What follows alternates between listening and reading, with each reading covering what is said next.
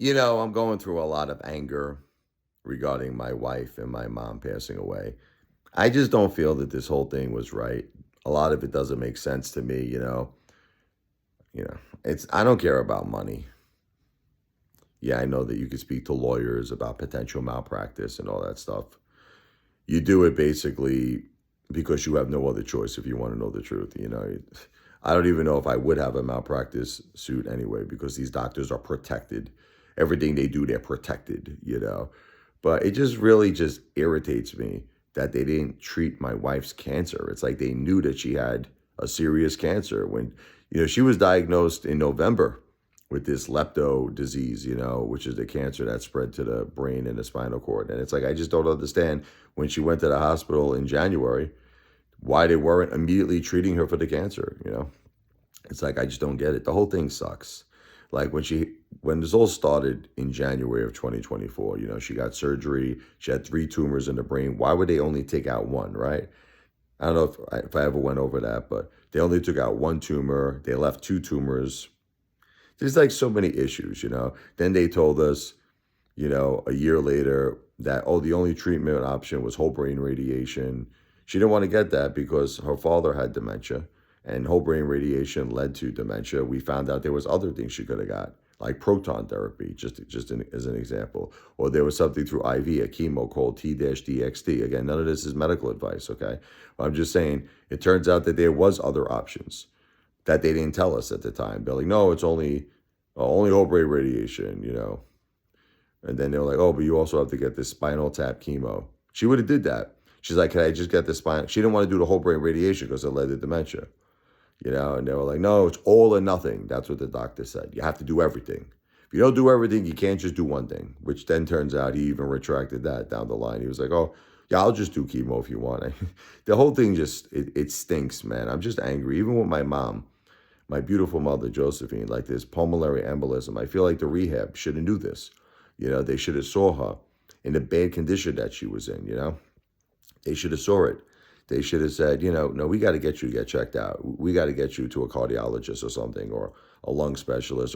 I mean, she couldn't, when my mom came home, she's on oxygen 24 hours a day. She couldn't get up off the recliner. I mean, she was always, look, my mom always had some kind of health issues, but not this bad. I mean, my mom was able to walk to the bathroom and walk and take showers. And I mean, she couldn't even move. She was stuck to the recliner. I mean, I just don't understand why they let her out of there, the rehab. But like I said, all these doctors are probably protected.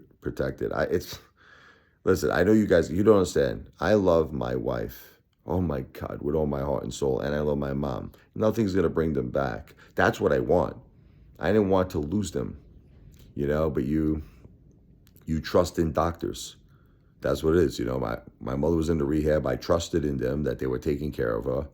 I trusted in them that they were going to get her back into good shape before she was released, but they released her in terrible shape. And then you trusted doctors too, like throughout this whole process with my wife, Jennifer.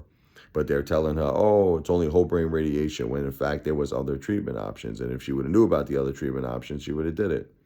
But the whole thing, I could go on and on about it, but that's kind of what I'm going through right now. It's just a lot of anger, a lot of disappointment in our, medical system. And it's just, bottom line with my wife is they did not treat her cancer. They did not do it.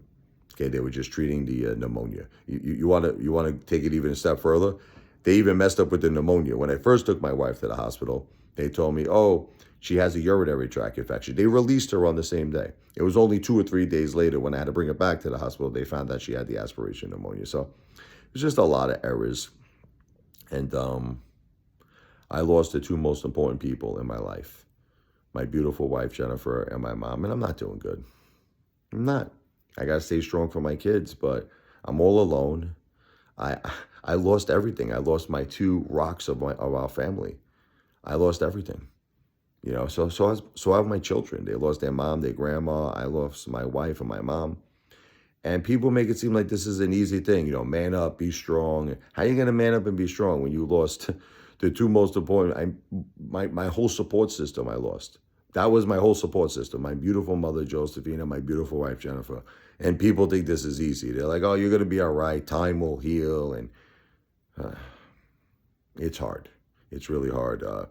Anybody who would like to help us, and we could definitely use help right now. We're in tough shape, emotionally, horrible financially. Just please read the description of this video for more information.